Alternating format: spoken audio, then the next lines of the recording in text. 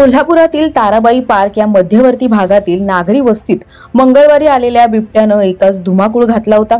या ठिकाणी हॉटेलमध्ये काम करणारे तुकाराम खोंदळ हे झाडांना पाणी घालत असताना अचानक बिबट्यानं त्यांच्यावर झडप घातली आणि ते जखमी झाले। दरम्यान बिबट्याचा शोध घेण्यासाठी गेलेल्या शहापुरी पोलीस ठाण्याचे कर्मचारी कृष्णा पाटील यांच्यावरही बिबट्यानं हल्ला केला। सुदैवानं दोघांचीही प्रकृती स्थिर असून त्यांच्यावर उपचार सुरू आहेत। अखेर वन विभागानं आपत्ती निवारण, महापालिका, पोलीस महावितरण या यंत्रणेला बरोबर घेत 3 तासांच्या शर्थीच्या प्रयत्नांनंतर बिबट्याला पकडलं। बिबट्याला जेरबंद करतानाच्या या संपूर्ण थराराचा व्हिडिओ सध्या सोशल मीडियावर व्हायरल होतो। नाही, काही तसं काही म्हणजे हे झालं नाही। ज्यावेळेला बिबट्या समोर आला त्यावेळेला माझं एकच ध्येय होतं की त्याला कुठेतरी उचकवून साईडला कुठेतरी हे करायचं, जेणेकरून तो आपल्या वन विभागाच्या ताब्यात येऊ शकतो। एवढ्यासाठी आमचे फक्त प्रयत्न होते। त्याच्यामध्ये त्यांना माझ्यावर हल्ला केला। त्यांना हल्ला कुठे तुम्हाला काय काय नाही, त्यांना समोरून माझ्यावर हल्ला केला। त्यावेळेला माझ्या डाव्या हाताला नाक्या लागलेले आहेत आणि छातीला नाके लागलेले आहेत आणि उजव्या हाताला नाक्या लागलेले आहेत। खरं तर पोलिसांचा रोजचा दिवस आव्हानात्मक असतो। आज सकाळी तुम्ही जेव्हा गेला त्यावेळेला आज आम्हाला कोल्हापूर जिल्हा महानगरपालिकेचे आरक्षण सोडत असल्यामुळे सर्किट हाऊसच्या तिथं बंदोबस्त होता।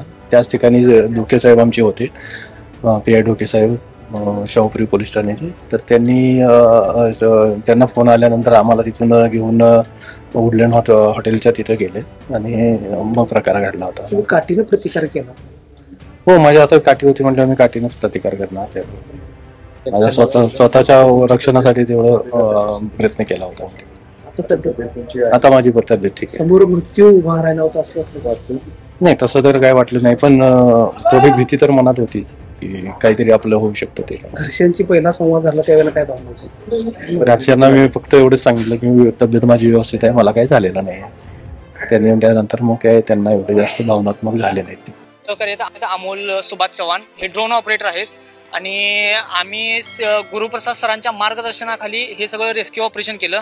त्यामध्ये आम्ही शिल्ड होते, आमच्याकडं सूट होता, जाळी होती, डार्ट गन होते, ड्रोन होते, थर्मल ड्रोन होते। ह्या पद्धतीने आम्ही रेस्क्यू ऑपरेशन केलं। नेमकं काय काय घडलं होतं आणि कशा पद्धतीने बिबट्या जेरबंद? आतमध्ये हौद आहे, मागे हौदाला 2 होल होते। त्या होलामध्ये खाली हौदामध्ये बिबट्या होता। मग आम्ही जाळी घेऊन आतमध्ये गेल्यानंतर त्यावरती जाळी टाकल्यानंतर तो ॲग्रेसिव्ह झाला, चार्ज करण्याचा प्रयत्न केला, पण आमचं नियोजन असल्यामुळे व्यवस्थित त्याला आम्ही पकडलं। त्याला गन मारावी लागली का नाही? नाही, बेशुद्ध केलं त्याला, कारण ते त्याशिवाय पकडताच येत। कोल्हापूर शहरात पंचगंगा नदीकाठी बिबट्याचं दर्शन झालं होतं। त्यानंतर तो कसबा बावडा परिसरात दिसला होता। 9 वर्षांपूर्वी नववर्षाचं आगमन करताना खासदार धनंजय महाडिक यांच्या रुईकर कॉलनीतील बंगल्यातील बिबट्या कल्लोळ चांगलाच गाजला होता। मंगळवारी त्याची पुनरावृत्ती झाली आणि ताराबाई पार्क या मध्यवर्ती भागात वावरणाऱ्या बिबट्याची भ्रमंती झोप उडवणारी ठरली। महापुरासारखे योग्य पद्धतीनं आपत्ती हाताळणाऱ्या स्थानिक आपत्ती विभागाकडे जंगली श्वापदांकडून होणारे हल्ले आणि त्यावर नियंत्रण मिळवण्याबाबत पुरेशी तयारी नसल्याचं अभ्यासक सांगतात। महाडिक निवासस्थान असो किंवा ताराबाई पार्क मधील प्रसंग, या दोन्ही वेळेला बिबट्याला पाहून लोकांनी करमणुकीच्या उद्देशानं घातलेला धिंगाणा हा आपत्ती निवारणाला बाधा ठरणारा होता। अशा प्रवृत्तींवर नियंत्रण कसं आणायचं याबाबतही सुसूत्र उपाययोजना करण्याची गरज आता व्यक्त केली जात आहे।